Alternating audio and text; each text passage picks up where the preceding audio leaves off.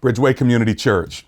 We are in a time and a season where several of you might be feeling a little bit of anxiety, concern, fear because of immigration status. And not just because of your status, but because of the reality of sometimes people don't even know where you're from or if you're a citizen just because of the way you look. I talked to somebody who was from Puerto Rico, and this person said they're carrying their passport with them now, even though they're Puerto Rican and they're an American citizen.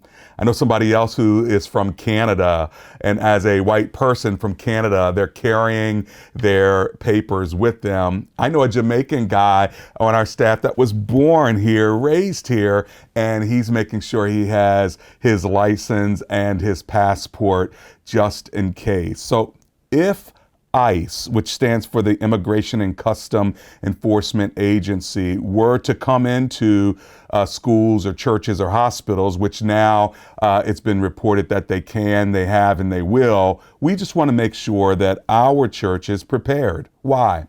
Because we have over 60 different nations of people who are worshiping the Lord together.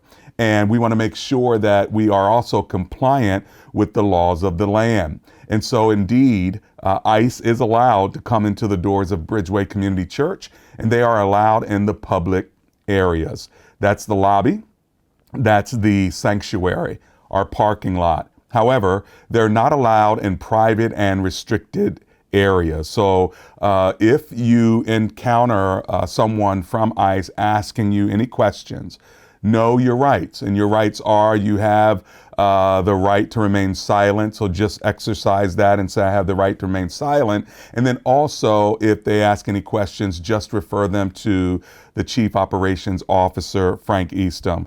So anybody who serves here, anybody who works here, anybody who worships here, if you're asked a question, just say, see the CEO of Bridgeway Community Church, and we know how to handle it from there. Also, there is a red card that's going to be available in the lobby and in public areas. You can take as many as you can. We'll be having multiple ones printed in the weeks to come. And if you are stopped by an ICE officer, just simply hand them the red card. On the red card, it says that you do not wish to speak, but to exercise your rights. You can speak to a lawyer. They must have a warrant. So all the details of this is important. Whether you speak English or not, just hand them this and you can remain silent.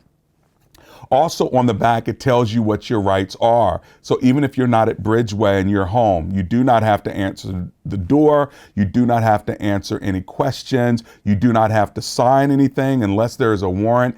These are all rights for citizens and non-citizens alike. So you should know your rights. Lastly, what I want you to do is to make sure you check out bridgeway.cc/immigration. We did an immigration seminar with Luminous, an organization that helps new citizens. And so there were questions asked and answered. I think you will find this very, very beneficial. So check it out and send your friends to bridgeway.cc/immigration. Listen, we need to pray for our nation. We need to pray for our president. We need to pray for our government. And we need to pray for people who are feeling a bit of fear and anxiety because of things that are changing in our country. And so whether you're a Democrat or a Republican, an independent, whether you're conservative or liberal, none of that matters right now. What matters is that you know your rights and that you know that we are not bound by the law of the land in every single way to the degree that we forsake the law of the Spirit. Don't let the law of the land crush the fruit of the Spirit in you. That is the greatest law, the law of love. Let me say one last thing. There is a difference between a criminal and a civil violation. If I don't renew my license, that's a civil violation. It's not a crime.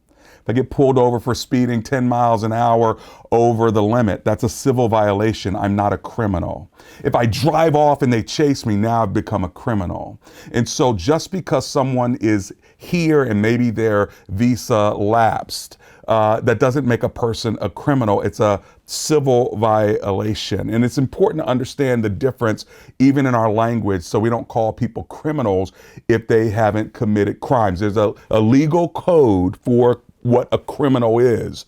And having a lapsed visa or not having the right documents is a civil offense, not a criminal one. I thought I'd clarify that. I can't wait to worship with you on Sundays, during the week, whenever we have the doors open. If you feel just a little bit of anxiety and you're not sure, thank God for our online service. Enjoy it there.